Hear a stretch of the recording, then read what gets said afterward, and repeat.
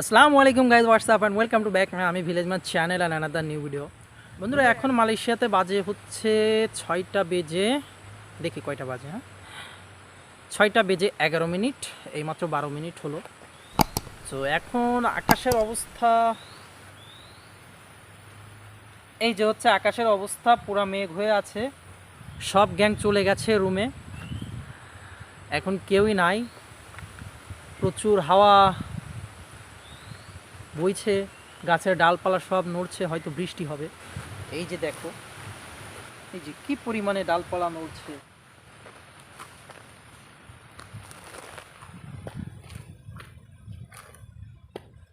তো প্রচুর মেঘ করেছে আকাশে, হয়তো বৃষ্টি হবে একটু পরেই।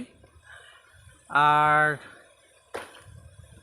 মালয়েশিয়ার বৃষ্টির আসলে কোনো গ্যারান্টি নাই, যে কোনো সময় বৃষ্টি চলে আসে হুটহাট করে।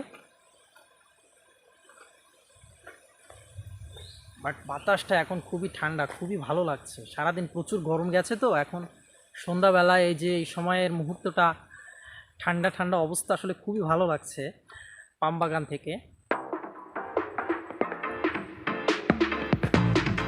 ওই যে মেশিন দেখা যাচ্ছে, গ্যাংয়েরা সব রেখে চলে গেছে, কাজ কাম শেষ হয়ে গেছে। আজকে আমার এক গ্যাংয়ে ফল কেটেছে 710টা, 710 পিস ফল কেটেছে আজকে। না হলেও তো তার স্যালারি 150 রিঙ্গিতের উপরে চলে গেছে।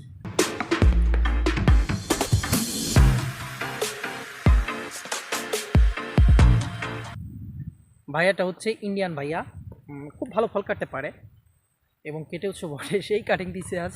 আর টলা মেলানো সেই ফার্স্ট রে ভাই, কি কইতাম। তো আসলে আকাশ দেখতেই পাচ্ছ বন্ধুরা, আকাশ কি পরিমাণ মেঘলা করেছে। ওদিকে গুরুম গুরুম শব্দ হচ্ছে।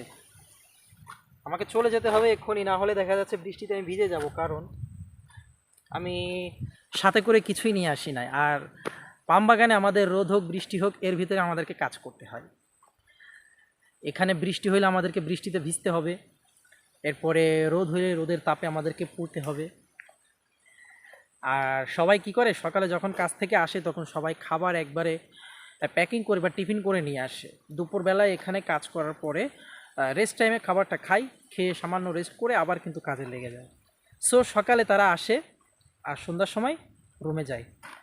তো আমাদের এখানে বেসিক্যালি এখন 7টার সময় লোকাল হয়। সো সবাই 6টা থেকে 6:30টার ভিতরে উঠে ফ্রেশ হয়ে লোকালে চলে আসে। লোকাল দিয়ে খাবার দাবার যা আছে সব কিছু নিয়ে আসে লাডাঙে বা ফিল্ডে। এখানে আনার পরে সবাই খাওয়া দাওয়া করে কাজ স্টার্ট করে। দেখা যাচ্ছে 7:30টার সময় অথবা 7:45-এ কিন্তু কাজ স্টার্ট হয়ে যায়।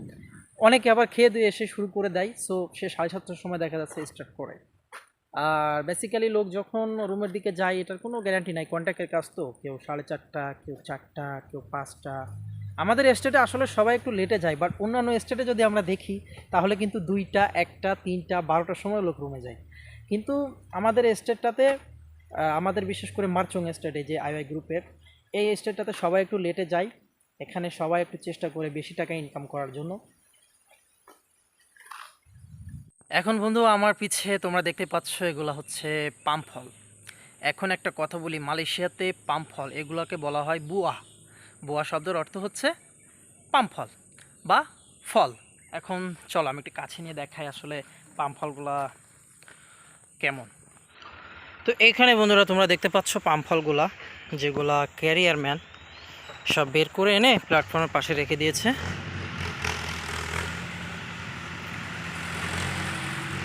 এখন এই ফলের সঙ্গে আর একটা ফলের ওয়েট কখনো সেম হয় না, অবশ্যই বেশ কম।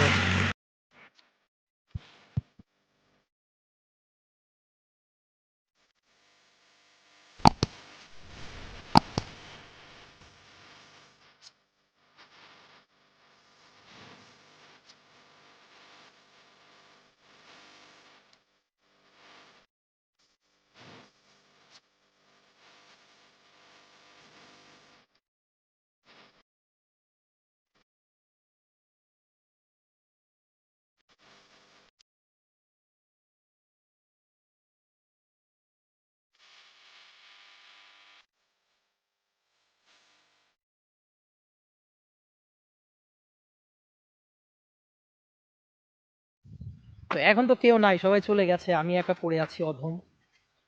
ড্রাইভার পর্যন্ত বেরিয়ে গেছে, ফল সব শেষ হয়ে গেছে ক্লিয়ার। আর এই মেঘের অবস্থা দেখে আমি কি করলাম আসলে, ড্রাইভারকে একটু ফল লোড করে দিলাম যেন তাড়াতাড়ি ফলগুলো শেষ হয়ে যায়, না হলে দেখা যাচ্ছে বৃষ্টিতে যদি এই যে রাস্তা, বৃষ্টিতে এই রাস্তা যদি ভিজে যায় তখন কিন্তু প্রচুর পরিমাণে প্রবলেম হয়। সেটা কি হয়, মালয়েশিয়াতে রাস্তাকে জ্বালান বলে, তো এই জ্বালানগুলোতে যে প্রবলেম হয় সেটা হচ্ছে প্রচুর পরিমাণে লিচিন, যেটা মালয়েশিয়াতে বলে লিচিন, আমরা বলি স্লিপ অথবা সরে যাওয়া, মালয়েশিয়াতে বলে লিচিন হয়। তো প্রচুর পরিমাণে স্লিপ কাটে, যার ফলে চাকা খালি ঘুরতে থাকে, ফল ওঠাতে সমস্যা হয়, অনেক সময় দেখা যায় ট্র্যাক্টর ফেসে যায়, তখন আবার জেসিবি ডাকতে হয়। তো যার জন্য ভাবলাম যে একটু তাড়াতাড়ি ফলটা লোড করে দিই, জলদি জলদি শেষ হয়ে যাবে, তাড়াতাড়ি রুমে চলে যাও।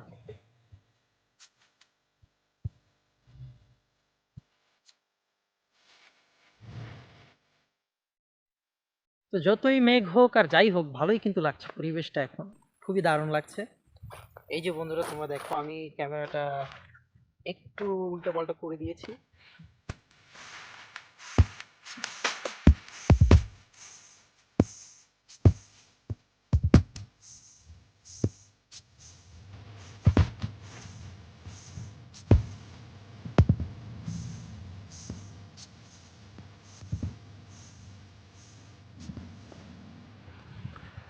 তো তোমরা হয়তো বন্ধুরা অলরেডি গুড়ুম গুড়ুম শব্দ শুনতেই পাচ্ছ যে একটু পরে হয়তো বৃষ্টি চলে আসবে। সো আমি এখন রুমে চলে যাব।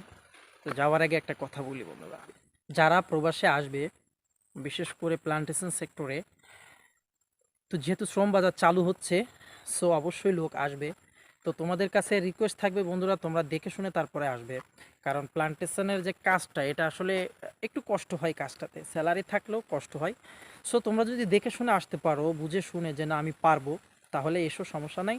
বাট যদি মনে হয় যে না আমি প্লান্টেশনে যাব না, আমি অন্য জায়গায় গিয়ে ভালো কাজ করব, তাহলে তোমরা আরও অন্য বিষয়ে আসতে পারো। বিভিন্ন বিষয় রয়েছে মালয়েশিয়াতে, ভিসার কোনো অভাব নাই, যেটা তোমার ভালো লাগে সেটাতে তুমি চলে এসো।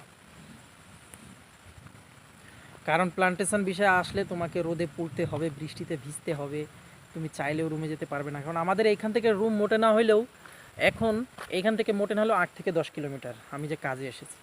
সো এই 8-10 কিলোমিটার যাইতে গেলে তুমি ভিজে যাবো। আর এখানে থাকার বা আশ্রয়ের তেমন কোনো জায়গা নাই, পাম গাছের নিচে ছাড়া বা পাম গাছের গোড়াতে ছাড়া। তো ঠিক আছে বন্ধুরা, ভালো থাকো তোমরা সবাই, তোমাদের সঙ্গে আমার আবার দেখা হবে পরবর্তী ভিডিওতে। আর যারা আমার চ্যানেলটি এখনও সাবস্ক্রাইব করেনি, আশা করি অবশ্যই আমার চ্যানেলটি সাবস্ক্রাইব করবে। ভালো থাকবে সবাই, আল্লাহ হাফেজ। আজ কেন পৃথিবীটা লাগে এত সুন্দর, সে কোন রূপকারে সাজালো এ চরাচরে, সে কোন রূপকারে সাজালো এ চরাচর।